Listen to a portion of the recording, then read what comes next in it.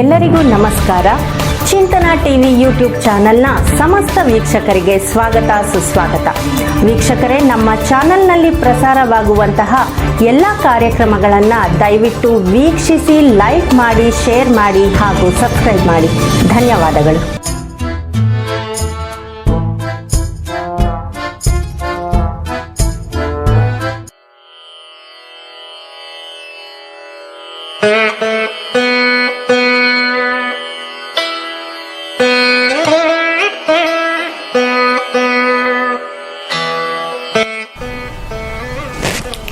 ಏನು professor doctor Harishankar ಅವರೇ ಏನು ಅಮೇರಿಕಕ್ಕೆ ಹೋಗಿದ್ರಂತೆ, ನೀವು 2 ತಿಂಗಳಿದ್ದು ಬಂದ್ರಂತೆ. ನಂಗೆ ಭಾಳ ಸಂತೋಷ ಆಯಿತು. ಆಮೇಲೆ ನೀವು ನಮ್ಮ ಹರಿಹರಕ್ಕೆ ಬಂದಿರೋದು ನಂಗೆ ತುಂಬ ಖುಷಿ ಆಗ್ತಿದೆ. ಯಾಕೆ ಅಂದರೆ ನೀವು ನಮ್ಮ ಹರಿಹರದ ಹೆಮ್ಮೆಯ ಪುತ್ರರು ನೀವು. ಯಾಕೆ ಅಂದರೆ ನಿಮ್ಮ ಅಜ್ಜ ಅವರು ಮಲ್ಲಾರ್ ಭಟ್ರು, ವೇದ ಶ್ರೀ ಮಲ್ಲಾರ್ ಭಟ್ರು. ನಿಮ್ಮ ಅಜ್ಜಿಯವರು ಭೀಮಕ್ಕನವರು.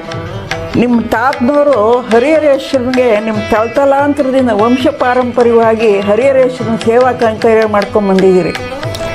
ನಾನು ಹರಿಹರಕ್ಕೆ ಬಂದು 68 ವರ್ಷ ಆಯಿತು. ನಿಮ್ಮ ಅಜ್ಜಿ ಭೀಮಕ್ಕನವರು ಮಡೀಲಿ ಮೇಲ್ಕಚ್ಚೆ ಹಾಕ್ಕೊಂಡು ಸೀರೆ ಉಟ್ಕೊಂಡು ಅನ್ನ ಮಾಡಿ ಹರಿಹರೇಶ್ವರನ ತಂದಿಟ್ಟಿದ್ದು ನಾನು ಕಂಡಿದ್ದೀನಿ. ಅಂಥ ಮನೆತನದವ್ರು ನೀವು. ಆಮೇಲೆ ನಿಮ್ಮ ತಂದೆಯವರು ಹರಿಹರದವರಾಗಿ ಈ ತುಂಗಭದ್ರಾ ಜಲವನ್ನು ಪಾನ ಮಾಡಿ ಹರಿಹರೇಶ್ವರನ ಕೈಂಕರ್ಯ ಮಾಡಿ ಮೈಸೂರಿಗೆ ಹೋಗಿ ಅವರು ಶಾರದಾ ವಿಲಾಸ ಕಾಲೇಜಲ್ಲಿ ಕನ್ನಡ ಅವರು ಉಪನ್ಯಾಸಕರಾಗಿ ಮತ್ತು ಅದೆಷ್ಟು ಪುಸ್ತಕಗಳನ್ನ ಅವರು ಮಾಡಿದ್ದಾರೆ ಅಂದರೆ ನಿಜವಾಗ್ಲೂ ನಾವು ಹೆಮ್ಮೆ ಪಡಬೇಕು. ಹರಿಹರ ಜನ ಅಂಥವರ ಮಕ್ಕಳು ನೀವು ಅಮೇರಿಕಾಗೆ ಹೋಗಿ ಬಂದ್ರಿ ಅಂತ ಕೇಳಿ ನಂಗೆ ತುಂಬ ಸಂತೋಷವಾಗಿದೆ. ಆಮೇಲೆ ನೀವು ಬರೀ ಅಷ್ಟೇ ಅಲ್ಲ, ಶಂಕರನಾರಾಯಣರು ಅಷ್ಟು ಮಾಡಿದ್ರು ಅಂದರೆ ಅವ್ರ ಮಕ್ಕಳ ನೀವು ಎಷ್ಟು ಪುಸ್ತಕಗಳು ಬರೆದಿದ್ದೀರಿ. ಮತ್ತು ರಷ್ಯನ್ ಭಾಷೆ ಕಲಿತು ಎಷ್ಟೋ ಜನಕ್ಕೆ ರಷ್ಯನ್ ಭಾಷೆ ಕಲಿಸಿ ರಷ್ಯಾಗೆ ಹೋಗಿ ಅಲ್ಲಿ ನೀವು ಅಲ್ಲಿನ ಅನೇಕ ಗ್ರಂಥಗಳನ್ನ ಕನ್ನಡಕ್ಕೆ ಅನುವಾದ ಮಾಡಿ ಅಲ್ಲೆಲ್ಲ ಮಾಡಿದ್ದೀರಿ. ಆಮೇಲೆ ಪ್ರತಿ ಸರ್ತಿ ನೀವು ಯಾವುದೇ ಗ್ರಂಥ ಬರೆದ್ರೂ ಕೂಡ ನೀವು ನಮ್ಮ ಮನೆಗೆ ತಂದು ಕೊಟ್ಟಿದ್ದೀರಿ. ನನಗೆ ತುಂಬ ಹೆಮ್ಮೆ ಆಗುತ್ತೆ. ಆಮೇಲೆ ನೀವು ರಷ್ಯಾಗೆ ಹೋಗಿ ಬಂದಿದ್ರಿ, ಬಹುಶಃ ಅಮೇರಿಕಾಗೆ ಒಂದು ಸರ್ತಿ ಹೋಗಿ ಬಂದಿದ್ದೀರಿ. ಈಗ ಅಮೇರಿಕಾಗೆ ಹೋಗಿ ಬಂದ್ರಲ್ಲ, ನಿಮ್ಮ ಅನುಭವಗಳೇನು ಸ್ವಲ್ಪ ನಮ್ಮ ಜೊತೆಯಲ್ಲಿ ಹಂಚ್ಕೊಳ್ಳಿ ನೀವು ಅಂತ ನನ್ನ ಒಂದು ಅಭೀಷ್ಟ. ತುಂಬ ಸಂತೋಷ. ಮೊದಲನೇದಾಗಿ ನನ್ನ ಅನುಭವ ಹಂಚಿಕೊಳ್ಳೋದಕ್ಕಿಂತ ಮೊದಲು ಹಿರಿಯರಾದ ತಮ್ಮನ್ನು ನಾನು ಶಿರಸ ತಮಗೆ ಪ್ರಣಾಮ ಸಲ್ಲಿಸಿಬಿಟ್ಟು ಒಂದೆರಡು ಮಾತು ತಮ್ಮ ಬಗ್ಗೆ ಹರಿಹರದ ಬಗ್ಗೆ ಹೇಳಿ ಆನಂತರ ನನ್ನ ವಿಷಯ ಹೇಳ್ತೀನಿ. ಒಂದು, ಮೊದಲಿಂದಲೂ ಕೂಡ ಹರಿಹರ ಪುಣ್ಯಕ್ಷೇತ್ರ. ನಮ್ಮ ಎಲ್ಲ ಪೂರ್ವಿಕರು ಹರಿಹರ ಸ್ವಾಮಿಯ ಅರ್ಚಕರಾಗಿ ಅವರ ಸಾನ್ನಿಧ್ಯದಲ್ಲಿ ಪೂಜಾ ಕೈಂಕರ್ಯ ತೊಡಗಿಕೊಂಡು ಬೇಕಾದಷ್ಟು ಕೆಲಸಗಳನ್ನು ಮಾಡಿದ್ದಾರೆ. ನಮ್ಮ ತಂದೆಯವರು ಕೂಡ ಅದೇ ಕೈಂಕರ್ಯವನ್ನು ಮುಂದುವರಿಸಿದರು. ನಾನು ಕೂಡ ಅದನ್ನೇ ಮುಂದುವರಿಸಿದೆ. ಬಹುಶಃ ಹರಿಹರೇಶ್ವರನ ಕೃಪೆ ಇಲ್ಲದೆ ಹೋಗಿದ್ದಿದ್ದರೆ ನಾವು ಏನೋ ಒಂದು ಸಾಹಿತ್ಯ ರಂಗದಲ್ಲಿ ನಾನಾಗಲಿ ನಮ್ಮ ತಂದೆಯವರಾಗಲಿ ಕೆಲಸ ಮಾಡೋದು ಕಷ್ಟ ಆಗ್ತಾಯಿತ್ತು. ಮುಖ್ಯವಾಗಿ ತಮ್ಮಂಥ ಹಿರಿಯರ ಆಶೀರ್ವಾದ, ಸ್ವಾಮಿಯ ಆಶೀರ್ವಾದ. ಆಮೇಲೆ ವಿಶೇಷವಾಗಿ ಒಂದು ಮಾತನ್ನು ನೆನ್ಕೋಬೇಕು. ತಮ್ಮ ಯಜಮಾನರಾಗಿದ್ದಂಥ ಡಾಕ್ಟರ್ ಚಂದ್ರಶೇಖರ್ ಅಂತಹ ಡಾಕ್ಟರ್ ಬಹುಶಃ ನನ್ನ ಜೀವನದಲ್ಲೇ ಬಹಳ ಅಪರೂಪ. ಅಂಥ ಜನಗಳು ಸಿಕ್ಕೋದೇ ಇಲ್ಲ. ಯಾಕೆಂದರೆ ಇವತ್ತಿನ ಸ್ಥಿತಿ ಹೇಗಿದೆ ಅಂತಂದರೆ, ಮನೋಭೂಮಿಕೆ ಹೇಗಿದೆ ಅಂತಂದರೆ, ಯಾರಿಗೂ ಕೂಡ ಜನಸೇವೆ ಮಾಡಬೇಕು ಅನ್ನುವಂಥ ಒಂದು ಇರೋದೇ ಇಲ್ಲ. ಎಲ್ಲ ದುಡ್ಡು, ಹಣದ ಗಳಿಕೆಯ ಮೇಲೆ ಹೋಗಿದೆ. ಇರಲಿ, ಯಾಕೆ ಅಂತಂದರೆ ಕಾಲ ಹಾಗೆ ಇದ್ದಾಗ ಕಾಲಾಯ ತಸ್ಮೈ ನಮಃ ಅಂತ ಒಂದು ಹಿಂದೆ ಕವಿ ಹೇಳಿದ್ದಾನೆ. ಅದು ನಿಜವಾಗ್ಲೂ ಕೂಡ ಅದು ಅರ್ಥಗರ್ಭಿತವಾದದ್ದು. ಕಾಲನ್ನೇ ಎಲ್ಲ ತೀರ್ಮಾನ ಮಾಡುವಂಥದ್ದು. ಇರಲಿ, ಆ ವಿಷಯ ಬಂದು ತಾವು ಕೇಳಿದ ಪ್ರಶ್ನೆಗೆ ನಾನು ಉತ್ತರ ಕೊಡ್ತೀನಿ. ತಾವು ಹೇಳಿದ್ರಿ, ತಮ್ಮ ಮಾತಿನಲ್ಲಿ ಹೇಳಿದ್ರಿ, ನಾನು ರಷ್ಯಾಕ್ಕೆ ಬೇರೆ ಹೋಗಿದ್ದೆ.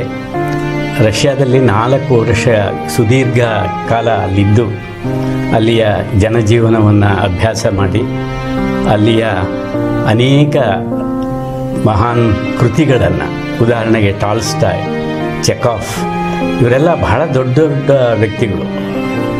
ಪ್ರಪಂಚದ ಅತ್ಯುತ್ತಮ ಸಾಹಿತಿಗಳ ಸಾಲಿನಲ್ಲಿ ನಿಲ್ಲುವಂತಹ ಈ ಮಹಾ ಕೃತಿಗಳು, ಮಹಾಕವಿಗಳ ಕೃತಿಗಳು, ಇವುಗಳನ್ನು ನಾನು ಮೂಲದಿಂದ ಅನುವಾದ ಮಾಡಿದ್ದೀನಿ. ಯಾಕೆ ಮೂಲ ಅಂತ ಹೇಳ್ತಾ ಇದ್ದೀನಿ ಅಂತಂದರೆ, ನಮ್ಮಲ್ಲಿ ಅನೇಕ ಜನ ಇದನ್ನು, ಈ ಕೃತಿಗಳನ್ನೆಲ್ಲ ಕನ್ನಡಕ್ಕೆ ಅನುವಾದ ಮಾಡಿದ್ದಾರೆ.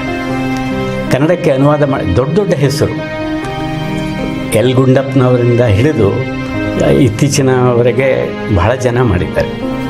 ಏನು ಒಂದು ಅದರಲ್ಲಿ ಕೊರತೆ ಅಂತ ಹೇಳ್ಬೋದು, ವಿಶೇಷತೆ ಅಂತ ಹೇಳ್ಬೋದು. ಏನು ಅಂತಂದರೆ, ಆ ಮೂಲ ಅವರು ಏನು ಅನುವಾದ ಮಾಡಿದ್ದಾರೆ, ಆ ಅನುವಾದ ಮೂಲದ ಹಾಗೆ ಇಲ್ಲ. ಅರ್ಧ ಭಾಗ ಅದಕ್ಕೆ ನಿಷ್ಠೆಯಿಂದ ಇದೆ, ಇನ್ನು ಅರ್ಧ ಭಾಗ ಎಲ್ಲ ಸೇರಿಸಿರುವಂಥದ್ದು. ನಾವು ಓದಿದರೆ ಇದು ಟಾಲ್ಸ್ಟಾಯ್ ಬರೆದಿದ್ದಾನೆ ಅಂತ ಹೇಳ್ತಾ ಇದ್ದರೆ, ವಾಸ್ತವವಾಗಿ ಅಲ್ಲಿ ಟಾಲ್ಸ್ಟಾಯ್ ಬರೆದಿದ್ದು ಮುಕ್ಕಾಲು ಭಾಗ, ಕಾಲು ಭಾಗ ನಾವೇ ಸೃಷ್ಟಿಸ್ಕೊಂಡಿರುವಂಥದ್ದು. ಇಂಥದ್ದು ಬಹಳ ಇದೆ.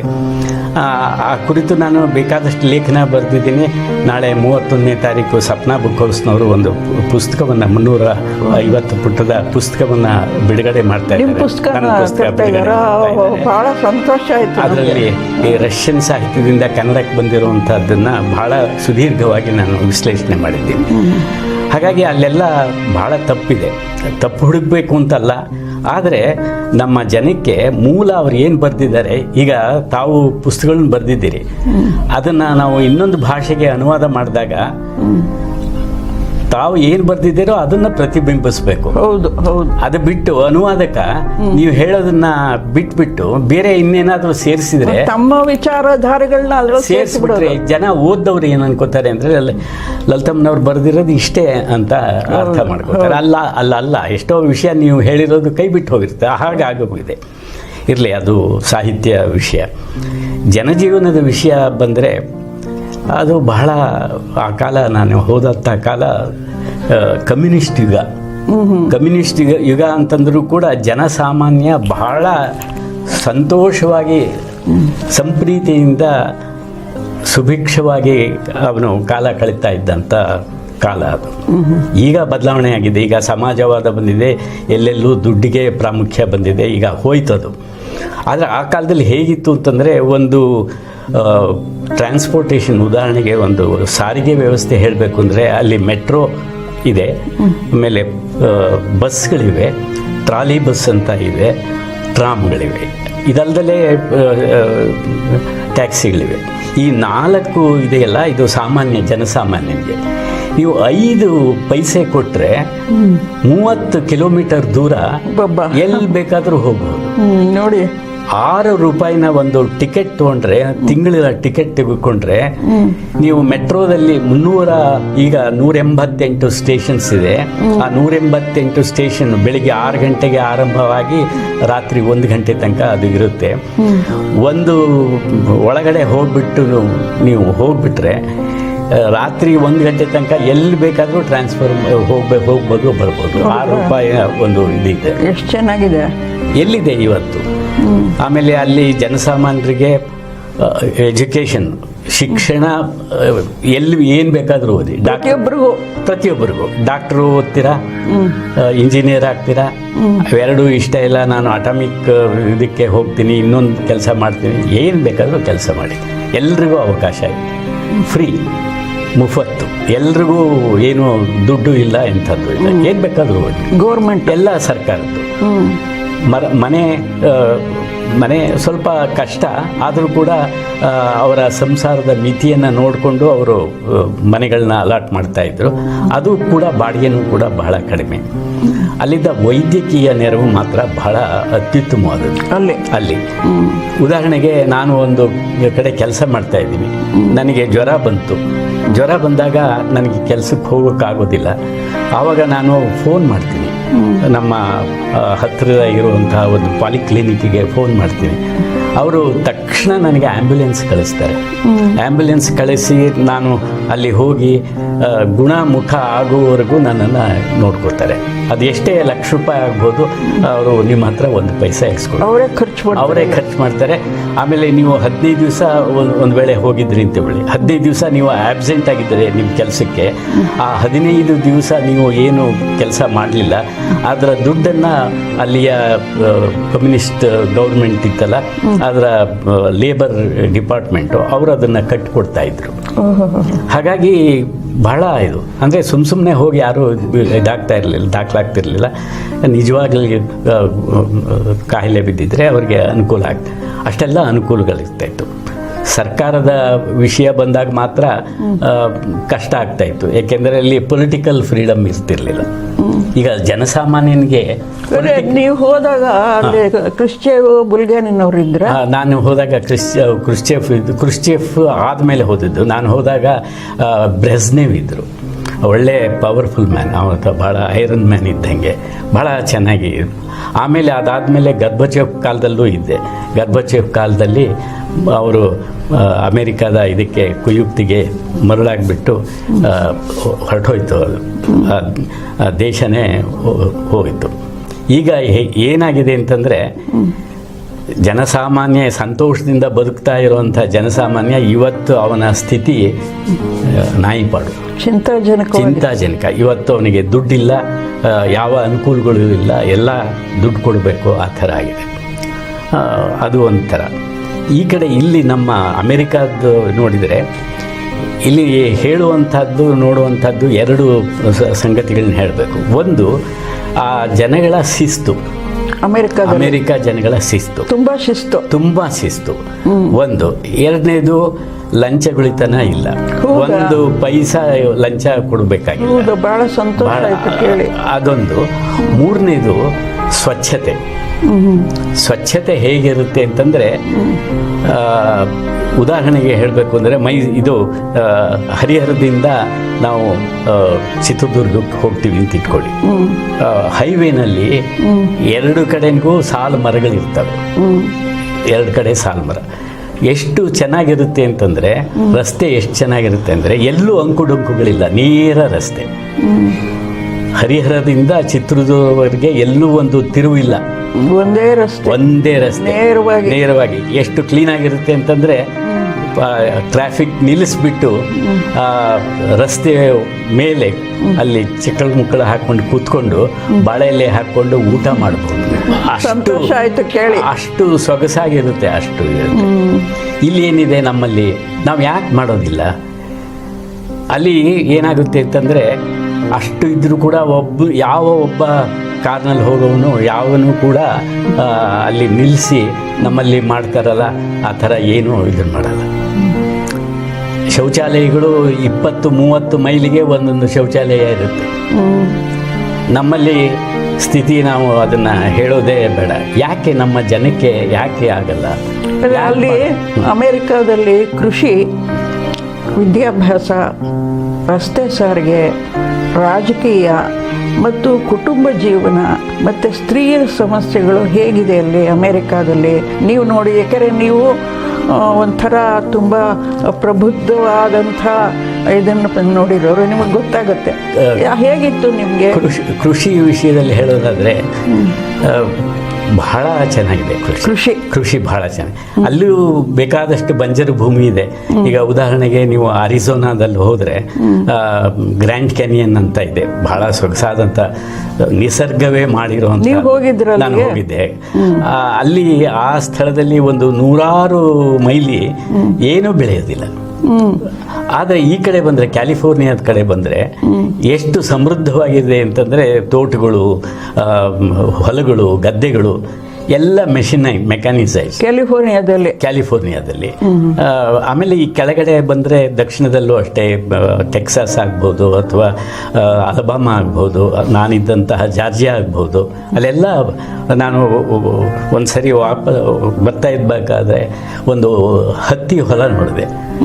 ಎಷ್ಟು ಚೆನ್ನಾಗಿ ಹತ್ತಿ ಬಿಟ್ಟಿತ್ತು ಅಂತಂದರೆ, ಅದೇ ಸಮಯದಲ್ಲಿ ಅದರ ಕಟಾವು ನಿಮ್ಗೆ ಒಳ್ಳೆ ತುಂಬ ಖುಷಿಯಾಗಿರ್ಬೇಕು. ಹೌದು, ಅದರ ಕಟಾವು ಸಂದರ್ಭದಲ್ಲಿ ನೋಡೋಣ ಅಂತ ಹೇಳಿಬಿಟ್ಟು ನನ್ನ ತಮ್ಮನ ಮಗನಿಗೆ ಹೇಳಿದೆ, ಒಂದು ಸ್ವಲ್ಪ ನಿಲ್ಲಿಸು ನೋಡೋಣ ಅಂತ.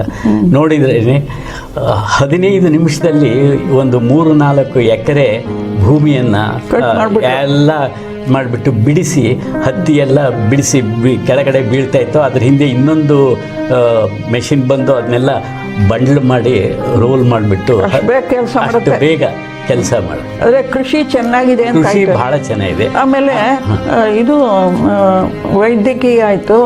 ಈಗ ವೈದ್ಯಕೀಯ ವಿಷಯ ಹೇಳಬೇಕು ಅಂದರೆ ವೈದ್ಯಕೀಯ ಬಹಳ ಕಷ್ಟ.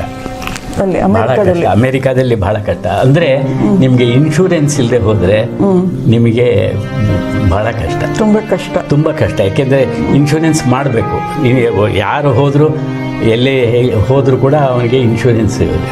ಇನ್ಶೂರೆನ್ಸ್ ಇಲ್ಲದೆ ಹೋಯಿತು ಅಂತಂದರೆ ಆ ಹಣ ಕೊಡೋಕ್ಕಾಗೋಲ್ಲ. ಒಂದು ತಲೆನೋವು ಬಂತು, ಒಂದು ಹಲ್ಲುನೋವು ಬಂತು, ಒಂದು ಕಣ್ಣು ಬಂತು ಅಂದರೆ ಇನ್ಶೂರೆನ್ಸ್ ಮಾಡಬೇಕು. ವಿದ್ಯಾಭ್ಯಾಸದ ಮಟ್ಟ ಹೇಗಿದೆ ಈಗ ನಮ್ಮ ಭಾರತದಲ್ಲಿ? ನೀವು ಮೈಸೂರಲ್ಲಿ ಮಾನಸ ಗಂಗೋತ್ರಿಲಿ ಎಲ್ಲ ಚೆನ್ನಾಗಿ ಕೆಲಸ ಮಾಡಿರೋರು, ವಿದ್ವಾಂಸರ ಜೊತೆಲೇ ಬೆಳೆದಿರೋರು, ವಿದ್ವಾಂಸರ ಮಕ್ಕಳು ನೀವು ಅಮೇರಿಕಾದಲ್ಲಿ ವಿದ್ಯಾಭ್ಯಾಸದ ಮಟ್ಟ ಹೇಗಿದೆ? ವಿದ್ಯಾಭ್ಯಾಸ ಬಹಳ ಸೊಗಸಾಗಿದೆ, ಬಹಳ ಅತ್ಯುತ್ತಮ ಮಟ್ಟದ್ದು. ಎಂತೆಂಥ ನಾಡಿನಲ್ಲಿ ಹಾರ್ವರ್ಡ್ ಯೂನಿವರ್ಸಿಟಿ, ಆಮೇಲೆ ಅಲ್ಲಿರುವಂಥ ಪ್ರತಿಯೊಂದು ಯೂನಿವರ್ಸಿಟಿಗಳಿದೆಯಲ್ಲ, ಎಲ್ಲ ಯೂನಿವರ್ಸಿಟಿಗಳು ವಿದ್ಯೆಯ ಕೇಂದ್ರಗಳು. ಸಾಮಾನ್ಯ ವ್ಯಕ್ತಿಗಳಿಗೆ ಅಲ್ಲಿ ಹೋಗೋಕ್ಕಾಗೋದೇ ಇಲ್ಲ.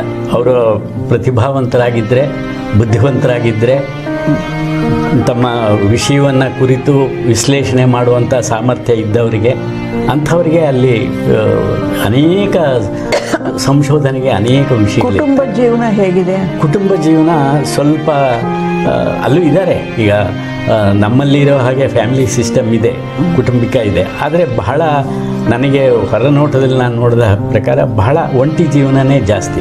ಈಗ ನಮ್ಮ ಮನೆ ಎದುರುಗಡೆ ಒಂದು 7-8 ಕುಟುಂಬಗಳಿದ್ದು, ಎಲ್ಲ 1.25 ಎಕರೆ 1.5 ಎಕರೆಯ ಒಂದು ವಿಸ್ತೀರ್ಣ ಉಳ್ಳಂತಹ ಸೊಗಸಾದ ಮನೆಗಳು, 4-5 ರೂಮ್ ಮನೆಗಳು. ಒಳಗಡೆ ಹೋಗ್ಬಿಟ್ರೆ ಇಂದ್ರಲೋಕ ಹೋಗ್ತಿರೇನೋ ಅನ್ನೋ ಹಾಗೆ ಅಷ್ಟು ಚೆನ್ನಾಗಿದೆ, ಸುಸಜ್ಜಿತವಾದಂಥ ಮನೆಗಳು. ಆದರೆ ಒಬ್ಬೊಬ್ಬರೇ ಒಂಟಿ, ಒಬ್ಬೊಬ್ಬ ಹೆಣ್ಮಗಳು ಒಂಟಿ ಹೆಣ್ಮಗಳು. ಆ ಥರ ಇದ್ರೆ ಏನು ಹೆದರಿಕೆ ಇಲ್ವಾ? ಅವ್ರಿಗೆ ಹೆದರಿಕೆ ಇಲ್ಲ. ಯಾಕೆಂತಂದರೆ ಸೆಕ್ಯೂರಿಟಿ ಭಾಳ ಚೆನ್ನಾಗಿರುತ್ತೆ. ಸೆಕ್ಯೂರಿಟಿ ಏನು ಮಾತಾಡೋ ಹಾಗಿಲ್ಲ. ಯಾರಾದರೂ ಬಂದರು, ಆ ಏರಿಯಾದಲ್ಲಿ ಬಂದರು ಅಂತಂದರೆ ಎಲ್ಲ ಕಣ್ಗಾವಲುಗಳು, CCTV. ವಯಸ್ಸಾದವರ ವೃದ್ಧರ ಪರಿಸ್ಥಿತಿ ಸ್ವಲ್ಪ ಒಂಟಿಯಾಗಿರೋರಿಗೆ ಭಾಳ ಕಷ್ಟ. ಅವ್ರಿಗೂ ಸೋಷಿಯಲ್ ಇರುತ್ತೆ. ಅವರು ಅಲ್ಲಿ ಮಕ್ಕಳುಗಳು ವಯಸ್ಸಾದ ತಂದೆ ತಾಯಿ ಇಲ್ಲ, ಅದು ಬಹಳ ಕಡಿಮೆ. ಒಟ್ಟಿಗೆ ಇರೋದೇ ಇಲ್ಲ ಅವರು. ಆಮೇಲೆ ಅವರು ಇರೋದಿಲ್ಲ, ಇವರು ಇರೋದಕ್ಕೆ ಇಷ್ಟಪಡೋದಿಲ್ಲ. ಈಗ ನನಗೆ ವಯಸ್ಸಾಗಿದೆ, ನಾನು ನನ್ನ ಮಗಳ ಜೊತೆಗೆ ಇರ್ತೀನಿ ಅಂತಂದರೆ ಮಗಳಿಗೆ ಇಷ್ಟ ಇರೋದಿಲ್ಲ. ಆಮೇಲೆ ಅವ್ರಿಗೂ ಇಷ್ಟ ಇರೋದಿಲ್ಲ, ಮಗಳ ಜೊತೆ ಹೋಗಿರಬೇಕು ಅನ್ನೋದು ಇಷ್ಟ ಇರೋಲ್ಲ. ಅದು ವೈಯಕ್ತಿಕವಾದದ್ದು. ಈಗ ನಾನೇನು ಹೇಳ್ತೀನಿ ಅಂದರೆ, ಈಗ ನಮ್ಮಲ್ಲೂ ಕೂಡ ಅದೇ ಥರ ಬಂದಿದೆ. ಅದೇ ಈಗ ನೋಡಿ, ಯಾಕೆಂದರೆ ನಮ್ಮಲ್ಲಿ ನೀವು ನೋಡ್ತೀರಿ, ನಾನು ಎಲ್ಲಿಗೆ ಹೋದರೂ ಕೂಡ ತುಂಬ ತೆರೆದ ಕಣ್ಣುಗಳಿಂದ ನೋಡ್ತೀನಿ ನಾನು. ಈಗ ನಮ್ಮಲ್ಲಿ ಏನಾಗಿದೆ, ಯಾರ ಮನೆಗೆ ಹೋದರೂ ಕೂಡ ಒಬ್ಬರು ಅಥವಾ ವಯಸ್ಸಾದ ಗಂಡ ಹೆಂಡತಿ. ನೀವು ನೋಡಿ, ನಾನು ಬೆಂಗಳೂರಿನಲ್ಲಿ ಸುಮಾರು 75% ಮನೆಗಳನ್ನು ನೋಡಿದಾಗ ವಯಸ್ಸಾದ ತಂದೆ ತಾಯಿ 90 ವರ್ಷ, 95 ವರ್ಷ, 80 ವರ್ಷ ಈ ಥರ ಇದ್ದಾರೆ. ಆದರೆ ನಮಗೇನು ಅನಿಸುತ್ತೆ, ಈಗ ಅಮೇರಿಕಾದಲ್ಲಿ ಒಬ್ಬೊಬ್ಬರೇ ಒಂಟಿಯಾಗಿ ಇರೋ ಹಾಗೆ ಇಲ್ಲೂ ಕೂಡ ಅದೇ ಬರ್ತಾ ಇದೆ ಅಂತ ಅನಿಸುತ್ತೆ. ಅದು ಬಹುಶಃ ನನಗನ್ಸುತ್ತೆ ಅದು ನಮ್ಮ ಇತ್ತೀಚಿನ ಸಂಸ್ಕೃತಿ ಅಂತ ಬೇಕಾದ್ರೆ ಹೇಳ್ಬೋದು. ಯಾಕೆ ಅಂತಂದರೆ, ಯಾವಾಗ ಮನುಷ್ಯ ದುಡ್ಡಿನ ಹಿಂದೆ ಬೆನ್ನತ್ತುತ್ತಾನೆ, ಯಾವಾಗ ಅವನಿಗೆ ನಿಜವಾದ ಸೌಕರ್ಯಗಳು ಅವುಗಳನ್ನು ಮೀರಿ ಮತ್ತೆ ಪಡಿಬೇಕು ಅಂತ ಹೇಳಿ ಹೋಗ್ತಾನೆ, ಅದರ ಹಿಂದೆ ಬೀಳ್ತಾನೆ, ಆವಾಗ ಅನಿವಾರ್ಯ ಅದು. ಏಕೆಂತಂದರೆ ಹಿರಿಯರು ಅವ್ರನ್ನ ನೋಡ್ಕೊಳ್ಳೋಕ್ಕಾಗಲ್ಲ.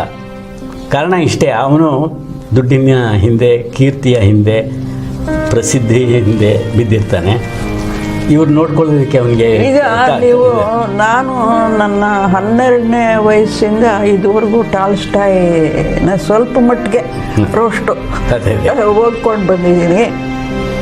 ಆಮೇಲೆ ಈಗಲೂ ಕೂಡ ಸ್ವಲ್ಪ ಅಲ್ಲಿ ಇಲ್ಲಿ ಏನೋ ಬುಕ್ಸ್ ತೊಗೊಂಡು ಓದ್ತಾ ಇರ್ತೀನಿ. ನನಗೆ ಟಾಲ್ಸ್ಟಾಯ್ ಬಗ್ಗೆ ಅತ್ಯಂತ ಗೌರವ, ನನಗೆ ತುಂಬ ಗೌರವ. ನಾನು ಎಲ್ಲೇ ಅವ್ರ ಪುಸ್ತಕ, ನಾನು 12 ವರ್ಷದ ಹುಡುಗಿ, ಅವರು ಒಬ್ಬನಿಗೆ ಎಷ್ಟು ನೆಲ ಬೇಕು, ಮೂವರು ಮುದುಕರು, ಇವೆಲ್ಲ ಓದಿದ್ದೀನಿ ನಾನು. ಓದಿದಾಗ ಅದೆಲ್ಲ ನನ್ನ ಮನಸ್ಸಿನ ಮೇಲೆ ತುಂಬ ಕೆಲಸ ಮಾಡಿದೆ. ಈಗ ನೀವು ಹೇಳಿದ್ರಲ್ಲ, ಪ್ರತಿಯೊಬ್ಬರು ಹಣದ ಹಿಂದೆ ಬೀಳ್ತಾ ಇರ್ತಾರೆ, ಒಬ್ಬನಿಗೆ ಎಷ್ಟು ನೆಲ ಬೇಕು ಅನ್ನೋದು ಓದಿದಾಗ ಈಗ ಏನು ಅನಿಸುತ್ತೆ ನನಗೆ ಅಂತ ಹೇಳಿದ್ರೆ, ಯಾಕೆಂದರೆ ನೀವು ಒಳ್ಳೆ ವಿದ್ವಾಂಸರು ಮತ್ತು ಚಿಂತಕರು ಅಂತ ನಾನು ಅಂದ್ಕೊಂಡಿದ್ದೀನಿ. ಚಿಂತಕರು ಅಂದರೆ ಪ್ರಪಂಚದ ವಿಚಾರಗಳ ಬಗ್ಗೆ ನಾವು ಚಿಂತಿಸೋದು, ಇದು ಯಾಕೆ ಹೀಗಿದೆ ಅಂತ. ಈಗ ನೀವು ಹೇಳಿದ್ರಿ, ಈಗ ಹಿಂದಿನ ದಿನಗಳಿಗೂ, ಯಾಕೆಂದರೆ ನಾನು ನಿಮ್ಮ ಮನೆಯಲ್ಲಿ ನಿಮ್ಮ ಅಜ್ಜಿ ತಾತನ ನೋಡಿದ್ದೀನಿ, ನಿಮ್ಮ ತಂದೆಯವರು ನಮ್ಮ ಮನೆಗೆ 2 ಸರ್ತಿ ಬಂದಿದ್ದಾರೆ.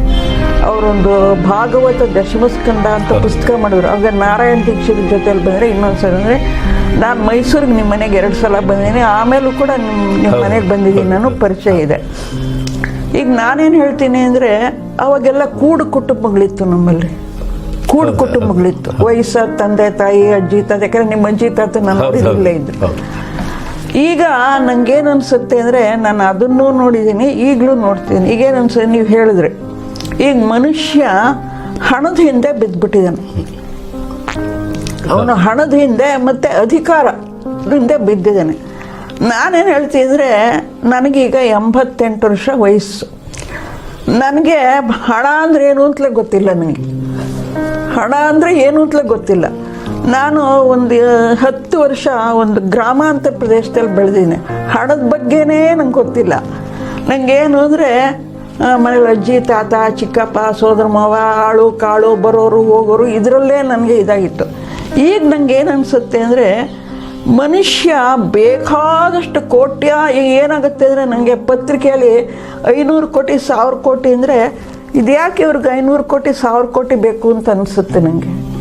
ಯಾಕೆಂದರೆ ಈಗ ನಾನೇನು ಹೇಳ್ತೀನಿ ಅಂದರೆ, ನಾನು ಗ್ರಾಮಾಂತರ ಪ್ರದೇಶದಲ್ಲಿ ನಮ್ಮ ಹೊಲಕ್ಕೆ ಹೋದಾಗ, ತೋಟಕ್ಕೆ ಹೋದಾಗ, ಗದ್ದೆಗೆ ಹೋದಾಗ, ಆಮೇಲೆ ನಮ್ಮ ನೆರೆಹೊರೆಯವ್ರ ಮನೆಯಲ್ಲಿ ಹಬ್ಬ ಹುಣ್ಣಿಮೆ ಆದಾಗ ಹೋದಾಗ, ಆಮೇಲೆ ನಮ್ಮಲ್ಲಿ ಏನಾರು ಆದಾಗ ಎಲ್ಲರೂ ಊಟಕ್ಕೆ ಬಂದಾಗ ನನಗೇನು ಸಂತೋಷ ಸಿಕ್ತಿತ್ತು,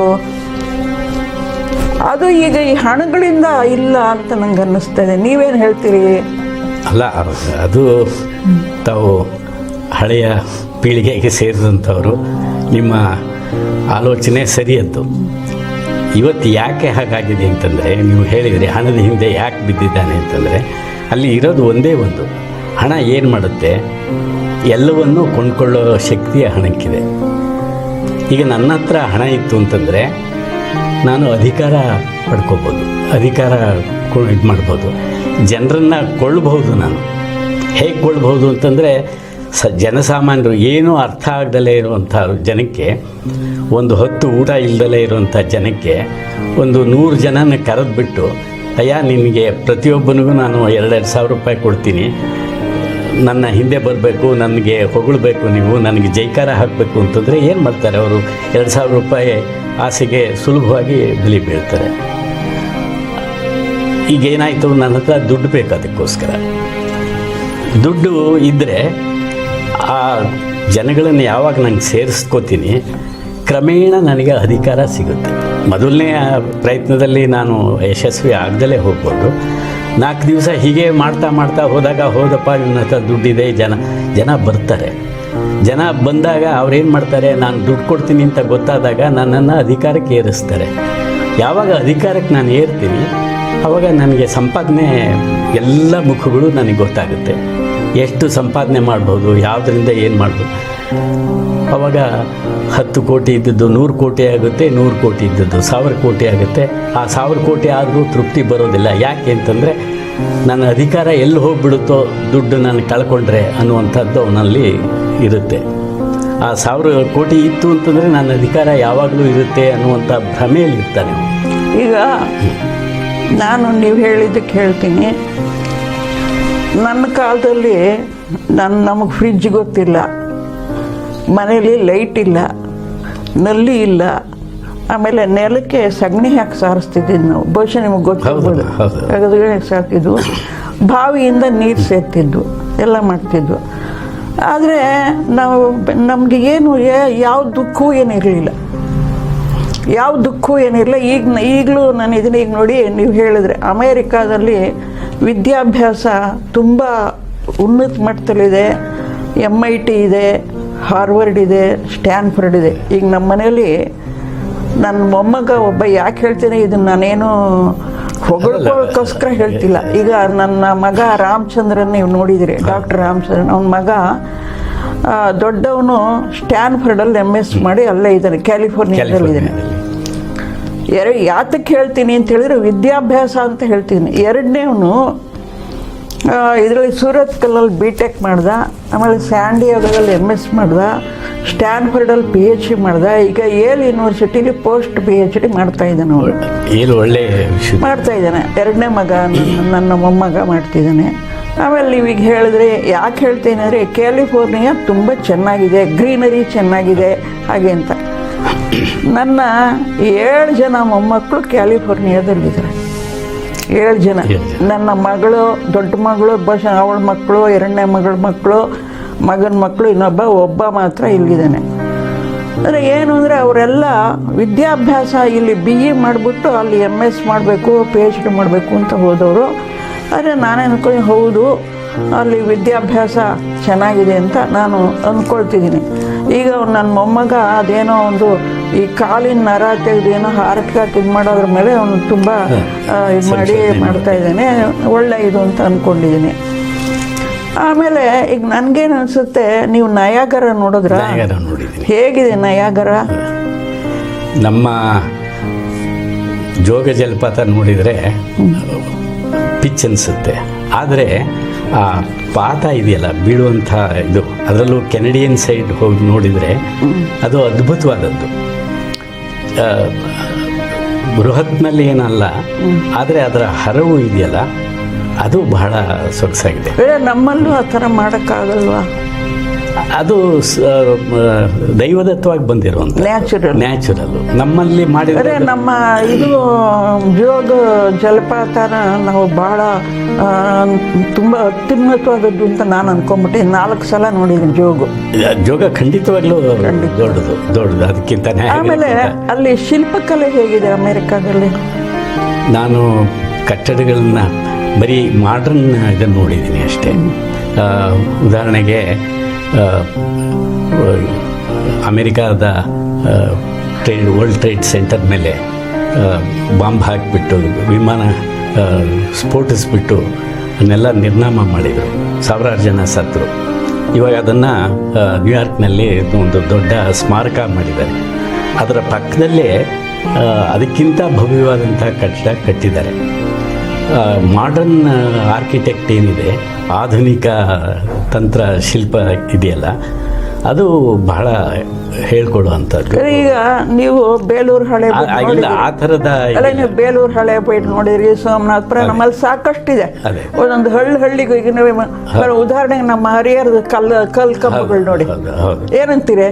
ಆಮೇಲೆ ದೇವಸ್ಥಾನದಲ್ಲಿ ಸುತ್ತ ಇರುವಂತ ಗಿಣಿಗಳು ಇವು ಎಲ್ಲ. ಹಾಗಾದ್ರೆ ನಾನು ಒಂದೇನು ಹೇಳ್ತೀನಿ ಅಂದ್ರೆ, ನಾನು ಹೇಳೋದನ್ನ ನೀವು ಏನು ಅದಕ್ಕೆ ಹೇಳಬೇಕು. ನೀವು ನಿಮಗೆ ನಮಗೆ ನಮ್ಮಲ್ಲಿ ಇರುವಂತಹ ಸಂಪತ್ತನ್ನು ನಾವು ನೋಡಿ ಅದನ್ನು ಚೆನ್ನಾಗಿ ಇಟ್ಕೊಳ್ಬೇಕು ಅನ್ನೋಂಥ ಒಂದು ಮನೋಭಾವನೆ ಇದೆಯೇ? ಹೇಳಿ ನೀವು. ಮನೋಭಾವ ಇದೆ, ಇಲ್ಲ ಅಂತಲ್ಲ. ಆದರೆ ಅದಕ್ಕೆ ಅನುಕೂಲವಾದಂಥ ವಾತಾವರಣ ಸೃಷ್ಟಿಯಾಗಬೇಕು. ಉದಾಹರಣೆಗೆ ನಮ್ಮ ಸರ್ಕಾರಗಳು ಇದರಲ್ಲಿ ಕೈ ಜೋಡಿಸ್ಬೇಕು. ಸರ್ಕಾರದ ಸಹಾಯ ಇಲ್ಲದಲೇ ಏನೂ ಆಗೋದಿಲ್ಲ. ಈಗ ಅಲ್ಲೆಲ್ಲ ಉದಾಹರಣೆಗೆ ನೀವು ಹೇಳಿದ್ರಿ, ವಾಷಿಂಗ್ಟನ್ನಲ್ಲಿ ಈ ಒಂದು ಅಬ್ರಹಾಂ ಲಿಂಕನ್ದು ಒಂದು ದೊಡ್ಡ ಸ್ಮಾರಕ ಇದೆ. ಆ ಸ್ಮಾರಕ ಹೇಗಿದೆ ಅಂತಂದರೆ, ನೋಡಿದರೆ ದೊಡ್ಡ ಗುಡಿ ಇದು ಕಂಡಂಗೆ ಕಾಣಿಸುತ್ತೆ. ಒಳಗಡೆ ಲಿಂಕನ್ನ ಪ್ರತಿಮೆ ಹೇಗಿದೆ ಅಂತಂದರೆ ಬೃಹತ್ತಾದಂಥ. ಎಷ್ಟು ಎತ್ತರ ಇದೆ ಅದು? ಸುಮಾರು ಒಂದು 20-25 ಅಡಿ ಎತ್ತರ. ಲಿಂಕನ್ ಕೂತ್ಕೊಂಡಿರುವಂಥ ಶೈಲಿ ಭಾಳ ಇದೆ. ಆದರೆ ನಮ್ಮ ಬೇಲೂರು ಹಳೆಬೀಡು ಆ ಥರದ್ದು ಎಲ್ಲೂ ನಿಮಗೆ ಅಲ್ಲಿ ಶಿಲ್ಪಕಲೆ ಶಿಲ್ಪಕಲೆ ಕಾಣಿಸಲ್ಲ. ಅದನ್ನು ನೀವು ಈಗ ನೋಡಬೇಕು. ಅಲ್ಲಿ ರೂಸ್ವೆಲ್ಟ್ ಅದು ಒಂದು ಕಡೆ ಅಷ್ಟೇ. ಇದರೊಳಗೆ ಬೆಟ್ಟದಲ್ಲಿ ಕಳೆದು ಮಾಡಿದ್ದಾರೆ. ಅದು ಬಿಟ್ಟರೆ ನಿಮ್ಗೆ ಆ ಥರದ್ದು ಕಾಣಬೇಕು ಅಂತಂದರೆ ನೀವು ಈಜಿಪ್ಟ್ ಸಂಸ್ಕೃತಿಗೆ ಹೋಗಬೇಕು. ಈಜಿಪ್ಟ್ನಲ್ಲಿ ಹೋದರೆ ಆ ನೈಲ್ ಸಂಸ್ಕೃತಿ ಇದೆಯಲ್ಲ, ನೀವು ಅದೆಲ್ಲ ನಾನು ನೋಡಿದ್ದೀನಿ. ಎಷ್ಟು ದಿವಸ ಇದ್ರಿ ಅಲ್ಲಿ? ನಾನು ಸುಮಾರು ಒಂದು 15 ದಿವಸ ಅಷ್ಟೇ. ಅಲ್ಲೆಲ್ಲ ನೋಡಿದ್ದೀರಿ? ಎಲ್ಲ ಪಿರಮಿಡ್ಗಳು ನೋಡಿದ್ದೀನಿ, ಸ್ಪಿಂಕ್ಸ್ ನೋಡಿದ್ದೀನಿ. ಆ ಗ್ರೇಟ್ ಪಿರಮಿಡ್ಸ್ ಅಂತ 3 ಅತ್ಯುತ್ತಮ ಬಹಳ ಸೊಗಸಾದಂಥದ್ದು 3 ಪಿರಮಿಡ್ಗಳಿವೆ. ಸಣ್ಣ ಸಣ್ಣ ಬೇಕಾದಷ್ಟಿವೆ. ಗ್ರೇಟ್ ಪಿರಮಿಡ್ಸ್ ಅಂತ ಕರೀತಾರೆ. ಕೈರೋದಿಂದ ಸ್ವಲ್ಪ ದೂರ ಗೀಜಾ ಅಂತ ಹೇಳಿ ಒಂದು ಪಟ್ಟಣ ಇದೆ. ಆ ಗೀಜಾ ಪಟ್ಟಣದಲ್ಲಿ 3 ಇದೆ. ಎಷ್ಟು ಚೆನ್ನಾಗಿದೆ ಅಂತಂದರೆ ನಿಮಗೆ ಬಹಳ ಅದ್ಭುತವಾಗುತ್ತೆ. ಒಂದೊಂದು ಕಲ್ಲು ಬಂಡೆಯನ್ನು ಹೇಗೆ ಕತ್ತರಿಸಿ ಇದು ಮಾಡಿದ್ದಾರೆ ಅಂತಂದರೆ ಚಚ್ಚೌಕ ಆಕಾರದಲ್ಲಿ ಮಾಡಿದ್ದಾರೆ ಅಂದರೆ ಒಂದೊಂದು ಬಂಡೆ 2.5 ಟನ್ ತೂಗುತ್ತೆ. ಅಂಥದ್ದನ್ನು ಒಂದು 15-20 ಸಾವಿರ ಕಲ್ಲು ಬಂಡೆಗಳನ್ನ ಸೇರಿಸಿ ಹೇಗೆ ಎತ್ತಿರ್ಬೋದು ಅವರು? ಅದಕ್ಕೆ ಬೇಕಾದಷ್ಟು ಚರ್ಚೆ ವಿದ್ವಾಂಸರು ಅದನ್ನೆಲ್ಲ ಊಹಾಪೋಹಗಳನ್ನೆಲ್ಲ ಮಾಡಿದ್ದಾರೆ. ಬಟ್ ಎಲ್ಲರೂ ಸಾಮಾನ್ಯವಾಗಿ ಹೇಳೋದ ಪ್ರಕಾರ ನೈಲ್ ನದಿ ಹತ್ತಿರ ಹರಿತಾ ಇದೆ. ಆ ನೈಲ್ ನದಿಯ ಮುಖಾಂತರ ಎಲ್ಲೋ ದೂರದಲ್ಲಿರುವ ಬಂಡೆಗಳನ್ನೆಲ್ಲ ತಗೊಂಡು ಬಂದು, ಅವಾಗೆಲ್ಲ ಸ್ಲೇವ್ಸ್ ಇದ್ದರು, ಗುಲಾಮರಿದ್ದರು. ಆ ಗುಲಾಮರನ್ನೆಲ್ಲ ಹಿಡ್ಕೊಂಡು ಸಾವಿರಾರು ಜನ ಇಟ್ಕೊಂಡು ಅದಕ್ಕೆ ರ್ಯಾಂಪ್ ಅಂತ ಮಾಡಿಬಿಟ್ಟು ಅದನ್ನ ಮೇಲೆ ಎಳ್ಕೊಂಡು ಹೋಗಿ ಹಾಗೆ ಮಾಡಿದ್ದಾರೆ ಅಂತ. ಅದು ಅದ್ಭುತವಾದಂಥದ್ದು. ಅದನ್ನು ಹೆಂಗಿಟ್ಟರು, ಒಂದಕ್ಕೂ ಒಂದ್ರ ಮೇಲೆ ಒಂದು ಇಟ್ಟಾಗ ಯಾವ ಸಿಮೆಂಟ್ ಪ್ಲಾಸ್ಟರ್ ಇಲ್ಲ, ಏನಿಲ್ಲ, ಬರೀ ಕಲ್ಲು. ಒಳಗಡೆ ಕೆಳಗಡೆ ಹೋದರೆ ದೊಡ್ಡ ಇದಿದೆ. ಅಲ್ಲಿ ರಾಜರು ರಾಣಿಯರು ಯಾರು ದೊಡ್ಡವರು ಇರ್ತಾ ಇದ್ರು, ಅವರ ಶವ ಪೆಟ್ಟಿಗೆಗಳು ಹಾಗೆ ಇಟ್ಟಿದಾರಂತಲ್ಲ. ಕೆಲವಿವೆ, ಕೆಲವೆಲ್ಲ ಆರಂಭದಲ್ಲಿ ಲೂಟಿ ಮಾಡಿಬಿಟ್ಟು, ಯಾಕೆಂದರೆ ಬಂಗಾರ ಬಹಳ ಇತ್ತು ಅಲ್ಲಿ. ಅನರ್ಘ್ಯವಾದಂಥ ರತ್ನಗಳನ್ನೆಲ್ಲ ಇಟ್ಟು ಅದನ್ನು ಮುಚ್ಚಿದರು. ಅದನ್ನು ಒಡೆದಾಗ ಎಷ್ಟೋ ಜನ ಲೂಟಿ ಮಾಡಿದ್ದಾರೆ. ಆ ಸಂಪತ್ತೆಲ್ಲ ಹಾಳಾಗಿ ಹೋಗಿದೆ. ಆದರೆ ಕೆಲವು ಸಿಕ್ಕವನ್ನ ಹಾಗೆ ಇಟ್ಟಿದ್ದಾರೆ. ಕೈರೋ ಮ್ಯೂಸಿಯಂನಲ್ಲಿ ಭಾಳ ಚೆನ್ನಾಗಿ ಇಟ್ಟಿದ್ದಾರೆ. ಮಮ್ಮಿಗಳನ್ನು ಇಟ್ಟಿದ್ದಾರೆ. 3000-4000 ವರ್ಷದ ಮಮ್ಮಿಗಳು. ಆ ದೇಹ ಏನೂ ಕೆಟ್ಟಿಲ್ಲ. ಮತ್ತೆ ಅವ್ರಿಗೆ ಎಲ್ಲ ಒಣಗಿ ಹೋಗಿರ್ತದೆ. ರಾಸಾಯನಿಕವಾದ ಅದೇನು ಬಳಸ್ತಾ ಇದ್ರು ಅದು ಗೊತ್ತಿಲ್ಲ. ಆದರೆ ಅವುಗಳನ್ನೆಲ್ಲ ಆ ಶವ ಪೆಟ್ಟಿಗೆ ಒಳಗೆ ಇಟ್ಟು ಇದು ಮಾಡ್ತಾ ಇದ್ರು. ಆ ಶವ ಪೆಟ್ಟಿಗೆನೂ ಹಾಗೆ ಇದೆ, ಅದನ್ನು ತೆಗೆದು ಇಟ್ಟಿದ್ದಾರೆ.